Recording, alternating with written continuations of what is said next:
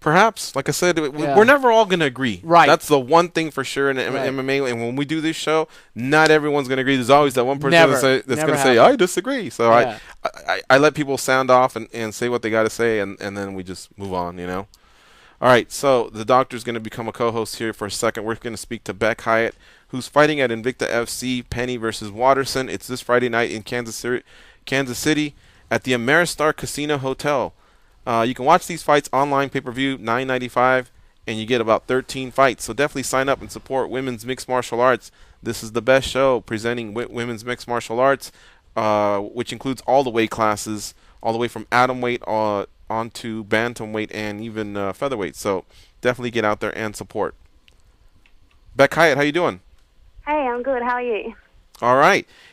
Give us an update, first of all. Well, let me start off by saying welcome back to MMAJunkie Radio. You're on with George and Goes and the Fight Dentist. Give us an update on a tweet that you put out where you lost your luggage. That included mouthpiece, banner, and gear, right? Yeah, it included everything. I already got lectured for not having my fight gear in my carry-on.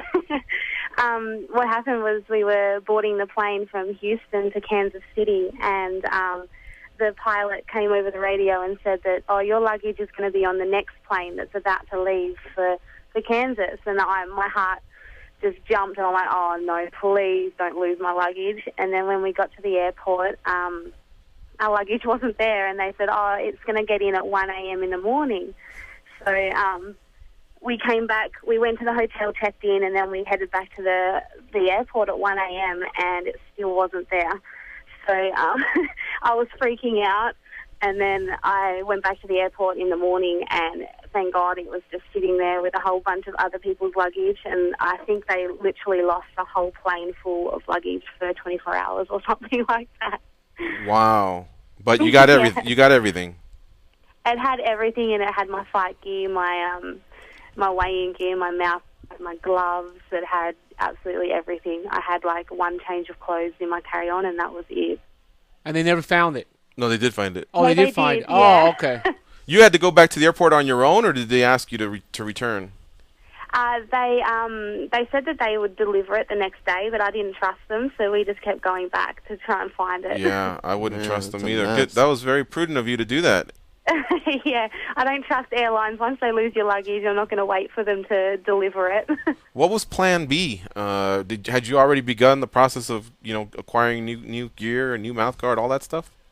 No, I hadn't. I was just waiting for the next day. If I hadn't found it in the morning, I probably would have hit up my manager, and they would have probably pulled some strings and got me some gear. Otherwise, I don't think they'd want me fighting naked.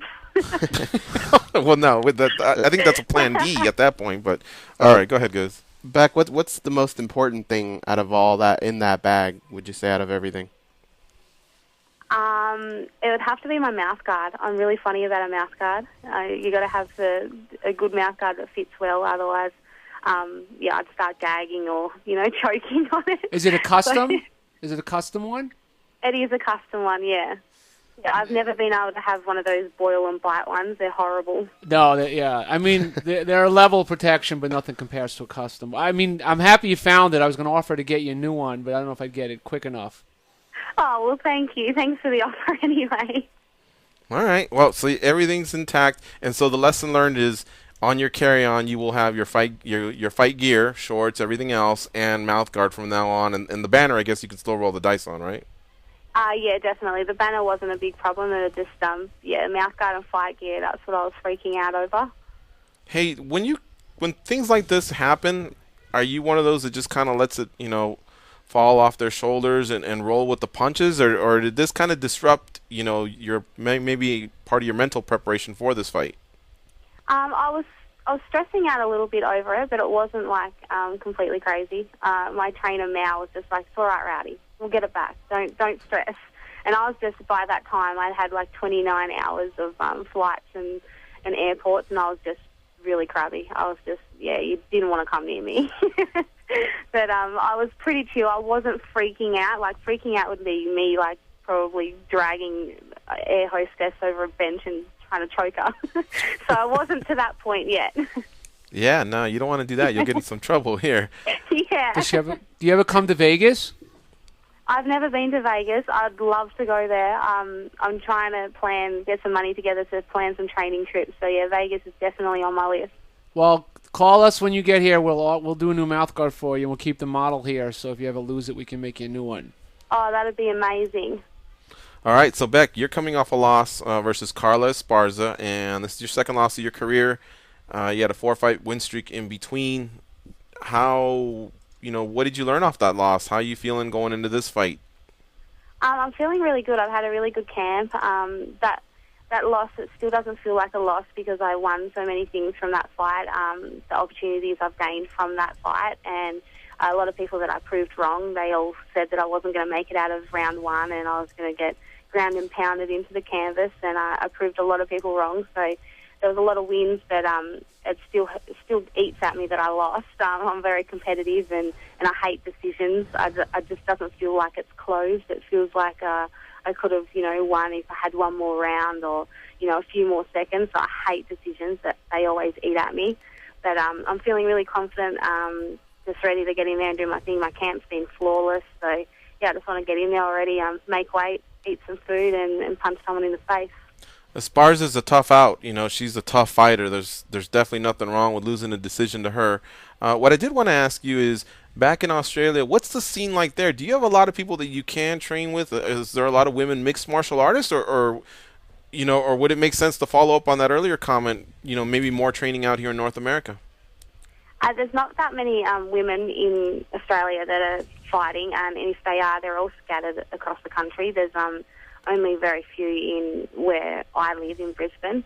But I train with guys, like 135ers, and I train with them, and they're really good. Like, they test me, and it's really hard to train with guys because they've got that advantage, the speed and the strength. So it's always, making me better, and I'm still improving. So, but I'm also, looking to go to other camps and in America and just try out some new gyms and stuff. But I love Australia and I love America, so it's really hard. Here's a note on Bec Hyatt. Did you know, going into her Invicta FC5 fight against Jasminka Cive, Bec Hyatt will have faced undefeated fighters in 6 of her 7 fights. Further to this, Bec's husband, Dan the Riot Hyatt, has faced unbeaten foes in 7 of his 11 matches. The Hyatts go against undefeated opponents a combined 72% of the time. So the matchmakers aren't necessarily your best friends, are they? No, I think a lot of matchmakers try to shut me up and don't do a very good job of it. They're testing you, but I don't think you'd have it any other way. You're a very competitive young lady. I've noticed that, and you know when to turn it off, and you have a very bubbly personality. I see you pop in on the underground a lot too. Yeah, I'm always on the underground and on the Share Dog, talking to everyone on there. I enjoy getting on the forums and talking to everyone. But yeah, I am very competitive, and I like to prove people wrong. So when people say I can't do this, or this one's going to be a tough fight, I don't think you're going to win this one. It just drives me to work harder and to get in there and knock their head off. Follow her on Twitter @RowdyBec. And Bec, when you do have more time, visit our MMAJunkie forums. There's a lot of knowledgeable fans that I think would love to have some conversation with you there as well. Yeah, definitely. I'll hit it up. Thanks for the time, Bec. Have a great fight. We'll be watching. All right. Cheers. We'll be right back, folks, on MMAJunkie Radio.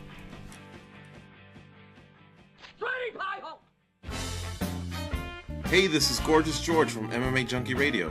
If you're in Las Vegas or plan to visit soon, stop by the Race and Sportsbook inside Mandalay Bay Hotel and Casino. We're there Monday through Friday,